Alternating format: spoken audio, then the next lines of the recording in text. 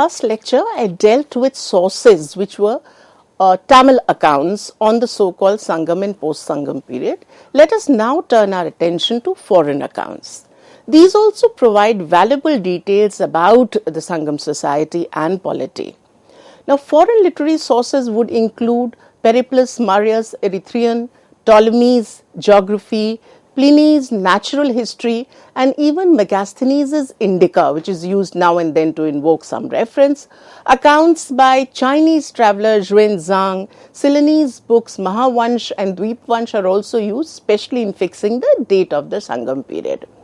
I would like to devote a moment or so to the Periplus Marius Erythraean, which is generally referred to as the Periplus. Now, the ancient Greek and Roman geographers referred to the Indian Ocean, Red Sea, and the Persian Gulf as the Erythraean Sea. The Periplus is a unique handbook written in Greek for traders involved in mercantile activity between Egypt, East Africa, southern Arabia, and India. The book must have been very useful for the traders in the ancient times. It also offers historians a very useful source of detailed information on trade in the Indian Ocean. Although some scholars place the Periplus as late as the 3rd century CE, it seems to belong to the mid-1st century CE. It is clearly the work of one author, but unfortunately we do not know his name. That doesn't come up in the text at all. He must have been Greek, but he lived in Egypt because he mentions things like the trees we have in Egypt, and he also gives the Egyptian equivalents of the Roman months. We get a sense of brisk trading activity between Romans and Sangam people. But the query that we have is that how do we get to know about the Periplus? Now, the Periplus text survived in form of the 10th century manuscript, which is preserved in Heidelberg. Heidelberg is in Germany. The Heidelberg manuscript is full of errors and omissions, friends, and apart from the hand of the original copyist, there are changes, corrections, and mistakes inserted by another hand. And how do we get to know about this? A very famous historian, Lionel Casson, he points out that this must have been partly because of the errors in the original manuscript itself, and the copyist was copying from also yet another, so there may have been changes too. Besides that, the Periplus mentions places and things the copyist might have been very unfamiliar with, and at the time of jotting it down may have made errors. However, the Periplus, Ptolemy's work, and another contemporary papyrus document about which Casson tells us, which were written in Greek, directly attest to the Greek presence on Muziris. Muziris is the very famous town, port area, port town in the Kerala coast, which is referred to as Muchiri in our accounts. The Periplus describes trade conducted along the main routes, starting from Red Sea, ports of Egypt. So there were two trade routes that we talk about. The text talks about, one going towards Africa, the other coming to India. On the basis of the text, historians have drawn up a kind of a repertoire of items that were traded from various ports that were involved in Indian Ocean, and we get to know about information about very rich trade networks in early centuries of the Common Era.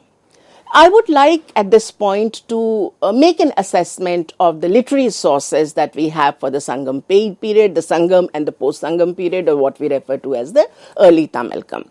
Now, Sangam literature, along with these foreign accounts, is definitely a very important source for the political, economic life of the Tamilakam region. Sangam texts refer to many settlements, including Kaveri Pattanam, whose flourishing existence has now been archaeologically corroborated as well. The interesting thing is that we come to know about Yavanas, the term Yavanas. Now, Yavanas is a term which is often used in the North Indian, South Indian literary tradition to refer to the foreigners. But Yavanas here is probably a reference actually to the Greco-Roman traders who came in their own vessels, purchasing pepper with gold and supplying wine and women slaves to the natives. And according to Subrayalu, these were almost like eyewitness accounts of the trade. The trade is also known from other Latin and Greek writings, but the very important thing for us is that most of what has been written there is archaeologically proven. So friends, from here we move on to the next section of our presentation, and this is on archaeological sources on early Tamilakam. These would include epigraphic, numismatic and material remains. As far as epigraphy is concerned, the earliest references to this region comes from the Ashokan edicts that refer to the Cheras, Cholas and Pandya kingdoms, which would be roughly around the 3rd century BCE. Hathigufa inscription of the Kaling king Kharavel also mentions the three Tamil kingdom. Besides that, there are many other Tamil Brahmi inscriptions that start appearing from the 1st century BCE within this region itself. Now, two almost identical inscriptions discovered from Pugalarud. This is near Karur, dated between 1st century and the 2nd century CE, describe 3 generations of the Chera rulers of the Irampurai clan. They record the construction of a rock shelter for Jainas. This is Jain monks on the occasion of investiture of Ilam Kadungo, son of Perum Kadungo, and then grandson of Ko Athan Chirai Irampurai. Take a look at this picture. Here you find both, you find the inscription on the rock also, and the way it has been written. You can see the Tamil Brahmi inscription written here, which talks about all the three. I mean, we start getting the information about dynastic rule. Now, the second inscription, this is an early Tamil Brahmi Jain inscription from Mangulam. It is situated in a hill in the region which is known as Mangulam Hill, where Tamil Jain monks lived in the caves during the Sangam and the post-Sangam periods. Possibly the Jain monks had converted the caves into their palli. Palli is a reference to monastery, obviously with the support of the rulers. And the inscription mentions the works of a Pandyan king of Sangam period around 270 BCE, who helped in making stone beds for the Jain monks. Now take a look at this picture. Clearly this is a picture of, the beds have been made in those caves. These are almost akin that. This picture is probably of a later time from the Pudukal district, 1st century BCE. Now we are coming to numismatic evidence. Now, numismatic evidence, friends, largely deal with the study of the coins. The Tamil kings of the Sangam period definitely issued gold, silver coins, but somehow these are not found in abundance. Excavations at Karud yielded huge quantities of copper coins with the Chera emblem such as the bow and arrow. This is like a royal emblem or seal there. Along with that, Roman bronze coins have been found at several places in India, mostly in Tamil Nadu, but also in the Kerala part of it, in the context dating from the second half of the 4th century. So a little later, we get the coins of the Indian kings much earlier in compared to that which comes in abundance later on of the Roman coins. Roman coins have been discovered in large numbers from central Kerala and in Coimbatore and Karur region from locations like Kottayam Kannur, Velluvali, Vellalar, Kattankanni. We get numerous, repertoires of coins. Now let me tell you about an interesting incident. On 11th February 1946, a large hoard of Roman silver coins was discovered in Budinatham. Now, where is Budinatham? It is located right on the ancient trade route that links the port of Muziris or Mujiri, which would be on the Malabar region, to Kaveri Pattanam, which is on the Coromandel coast. So this is a particular area little town which is on like a highway connecting intra peninsular terrains, and that's very, very important. So there were the coins, Roman coins were found, and there are no records of the precise spot from where these coins were recovered, but a few elderly residents of the village remember the circumstance of the discovery. Now, according to one such resident, the hoard was found near Madurai Virar temple while digging for mud to be used for building a mud wall in the neighborhood. The coins were found in a mud point which got accidentally broken at the site. The coins were then taken away first by the police and then later acquired by the Madras Museum, and today they are such an important source of information for us. Roman coins have been found from other sites too, which include Velalur, Kodimanal, Karur, Urayur, and so on. Many of these coins are now in the collection of Madras Museum, and some are there in Pondicherry Museum also. This is a picture of the early Pandyan coin. Take a look at it, with the image of a bull, copper struck with dye. So this is amongst the very early times when the coins would be formed through striking of dye. The punchmark coins, you remember, we did discuss it in one of the lectures earlier. So it is done on the older technique. Now the next coin that I'm showing you right now is again a very interesting picture. This is a Chera coin made of silver with portrait of a Chera king wearing Roman type bristle crown helmet. Now this is very interesting because clearly the influence, the Greco-Roman influence in the Tamilakam region and its amalgamation in artistic representations becomes very, very evident here. The next picture is of a Roman gold coin from Tamil Nadu. It's a gold coin. Its execution is brilliant. We can see the portrait. The legends are also very, very obvious. So its artistic excellence has to be definitely highlighted.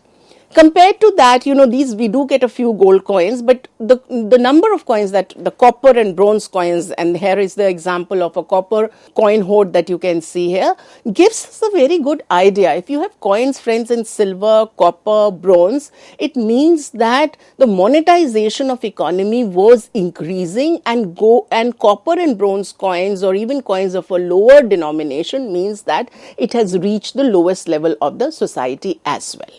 Now I move on to the third part of my archaeological section, and that is material remains. We'll start first with agrarian products. Now agriculture was one of the main occupations that became evident from the material remains. Archaeological evidence for agriculture in the Sangam age has been retrieved from sites such as Mangudi, Kodumanal, Perur. These sites have yielded charred remains of seeds of crops like rice, millets, including pearl millets, pulses, and cotton. Dry farming must have been very common there, and we know that these areas are not served by perennial rivers, so they experimented with techniques by which they could produce agrarian grains through dry farming as well. However, additional irrigation facilities must have been rendered for production of cotton and rice, both of which require a certain amount of water. Presence of cotton seeds indicates the production of a crop aimed at craft production, clearly, which is also attested by finds of cotton and spindle wools at Kodumanal. This place, Kodumanal, is very interesting place because from here we've also got remains of furnaces, iron smelting furnaces. So it is an important center from our perspective of economic growth. We get remains of structures that resemble an artificial water reservoir also at different sites. So, friends, one, they are experimenting with dry farming. At the same time, they are also figuring out ways by which they can increase their water supply. Now, I would like to spend a moment on an important site with which most of you are familiar, that is Arikamedu, Puducherry area, which was very, very important in that time. Material remains from here give a verification of Indian maritime trade links between Arikamedu on the Coromandel coast and the Roman world. In fact, there are interesting stories about it, friends. Way back in the 18th century, when the French East India Company came here, some of the officers for the first time realized that the residents in that area were actually extracting ancient bricks from the river banks to construct their houses. So that was the first thing that was noted, and that was also documented. Then later on in 1937, some French archaeologists came here and they came across engraved gems which they could recognize came from the time of Augustus Caesar. So what became very evident that this particular port must have been a part of Indo-Roman trade, at least from the early centuries of the Common Era. Some scholars thought, especially Mortimer Wheeler, thought that this may have continued till end of the 2nd century CE, but today many more archaeologists have proven its longevity. At least till the 7th, 8th century CE, brisk trade happened from this particular area. Now, systematic excavations were conducted first by Mortimer Wheeler way back in 1946 to around 1950, and then later by Castle. And this revealed an occupation stretching from the early centuries of the Common Era. Now, northern and southern sectors of the settlement were also identified. A brick structure in the northern sector was identified as a warehouse. In the southern sector, 2 wall courtyards associated with tanks and drains were tentatively identified as dyeing vats where muslin cloth was dyed and prepared for export. So friends, we are looking at a site which is not just an important trading site, but it is equally important a manufacturing site. Okay, so from here, more important, we have also come across a few terracotta ring wells, which are at the bottom of a reservoir, and ring wells are there in order to supply, water during the dry season. So all kinds of efforts were made for supply of water, which would be so important for manufacturing dyeing of cloths, and otherwise also because these were the areas where possibly Greco-Roman settlements were made. Now, looking at this picture, you can look at the picture. There are 2, this is the entrance to the Arikamedu side, the 2 pillars. The Greco-Roman influence in the architecture is very, very well evident here. This is the old brick structure, and one wonders if this is the warehouse that the archaeologists are talking about, a part of the warehouse. These are the pink Roman jars at Arikamedu, and the assumption is that these carried either wine or oil, one of the 2 things. This is a fragment. The next picture is a fragment of the grey pottery with engravings which are found in the Arikamedu, and if you were to look closely at the depictions, themes itself become very obviously the themes are Greco-Roman in their rendition. We also have a ceramic where eretine, which was probably used as for consumption of, it's called amphorae, which is for the consumption of wine in all possibilities. Just a moment. The next picture that you see is of special interest to me. This is rouleted ware. The big question is whether it was Roman or Indian. Now, there is a different approach that is adopted today. This rouleted ware from Arikamedu at one point in time was called Roman by Mortimer Wheeler. And let's not forget Mortimer Wheeler, writing in the pre-colonial times, before independence. He had a slightly biased approach towards India. He's not the only one. Many other scholars, anything good that they seem to see in India came from the West. So possibly he thought that also, though we would have to give him the credit for systematically, cataloging all the finds that came from here. It was his impression that these are so artistic and so beautiful that these must have come from Rome. Now, this has been contested by scholars like Bimla Begley. On the basis of surface color, firing conditions, and other factors, 2 distinct fine varieties of the pottery can now be recognized.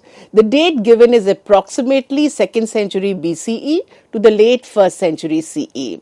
Since no precise parallels with classical rouleted ceramic can be identified, the view is that the finest Arikamedu shards were imported from outside. This is the view that comes from Mortimer Wheeler, and this is clearly contested. What Begley says, instead, both the varieties should be considered regional products, although the technique of decoration is still presumed to be very classical. So the influence is there. Nobody is denying the influence, but what we need to emphasize is the production could happen on the Indian soil, within Arikamedu itself. Mortimer Wheeler had said that one cannot deny that the local imitations of the products were possible. He did agree that, but that would have been in coarser material. It doesn't seem to be an Indian product. However, Begley could show that these differed from the ones that were produced at the same time in Rome. Obviously, these are not Roman imports then. So Arikamedu was then once again proven to be a very important trading site as well as a manufacturing site. We know that pottery is produced, and we are also very sure that textile was also produced there. But pottery remains are found in yet other places. For instance, Mediterranean amphorae, or what is referred to as the terra sigillata, have been found at other places such as Urayur, Kanchipuram, Vasva Samundaram.